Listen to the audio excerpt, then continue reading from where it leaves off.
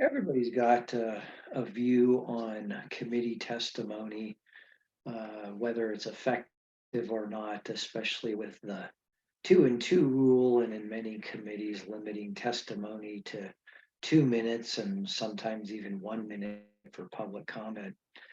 But nonetheless, where you have the opportunity to have a little bit more time to present before a legislative committee, there's a number of things to consider to hopefully be successful in your brief presentation to a legislative committee.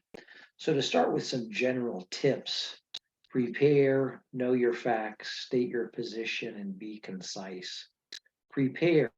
Be sure to prepare what you're planning to say because there's always a time limit, usually 2 to 3 minutes, even for lead witnesses. And these time limits may be more or less depending on, for example, the number of people who wish to talk, and know what to expect at your hearing. Know your facts, so come prepared with documentation for any studies or statistics or data that you're going to use in your testimony. State your position. When making your statement or providing testimony, clearly state the issue, your client, your position on the issue, and whether you want the committee to vote aye or no. And if you can, suggest a solution to address your issue, particularly if you're an opponent. It's also helpful to be, of course, courteous and professional at all times. Be concise. Since a hearing, particularly on controversial issues, may last several hours, a concise presentation is always helpful and appreciated. And a clearly concise and easily presented argument can often leave a lasting impression. Now, to be fair, legislators usually make their decisions regarding how they're going to vote on a bill prior to the committee hearing. Nonetheless, from time to time, committee hearing or committee testimonies during a hearing can sway at least an undecided vote and definitely hopefully bring attention to your point of view, even if you're on the losing side in that particular committee. Factual and effective testimony can also demonstrate support for your policy position to other legislators and staff who might be listening to the committee hearing. You've got to be aware of the legislative system and the format and the rules that the particular committee will use. Committee members can often hear hours worth of testimony, and sometimes the same lobbyist are up on multiple bills. And of course, they're paid advocates to present their clients' points of view. But it's important to understand the system in order to make your point in the best manner possible. And so, one goal is to make your perspective be as relevant as possible to the committee members. The chair of the committee can limit the number of witnesses for each side and certainly limit how much time individual witnesses are given to speak. And you may not be able to give the committee as much information verbally as you might have prepared for your testimony. Find out, of course, in advance if there's any special order of the bills or how and when the committee testimony will be limited.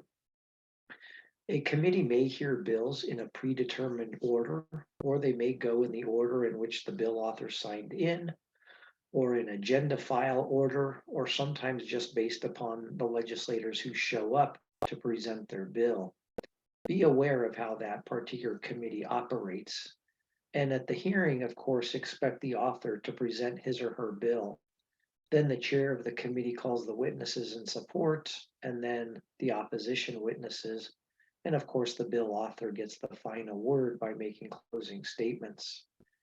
Make sure that you are working off the latest version of the bill. Also, make sure that you have reviewed the committee's bill analysis prior to the hearing so that your testimony takes that into account. And of course, make sure that your testimony is relevant to the most recent version of the bill. If you're testifying in favor, call the author's office ahead of time and let them know that you plan on testifying in support of their bill. Also, you want to prepare what you're going to say in advance and be brief unless you're asked a question or asked to elaborate on a point. Try not to read your testimony. If you're asked to summarize your oral testimony, of course, comply with the chair's request. And if the chair says that there's no opposition, also keep your testimony very brief. Don't forget, there may be a large number of bills with many people waiting to testify. Don't forget to review the most recent copy of the bill and the analysis, and be presentable and professional in both your appearance and your comments and your conduct, how you conduct yourself. Be sure that you address the committee members by their title, assembly member or senator. The chair should be Madam Chair if a female chair, or Mr. Chair or Mr. Chairman for a male chair.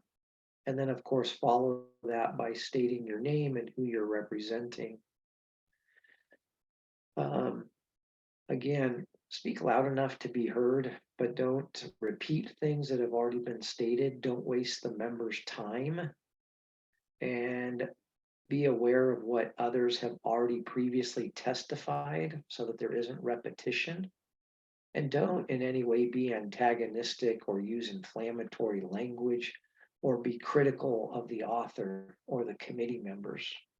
After you testify, you should remain in the hearing room in case you're asked to respond to any questions, and be prepared for those.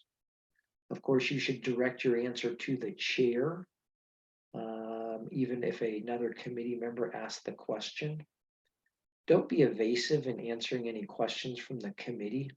Give a direct, brief response, and if you don't know the answer, say so. Offer to look into it and get back to them.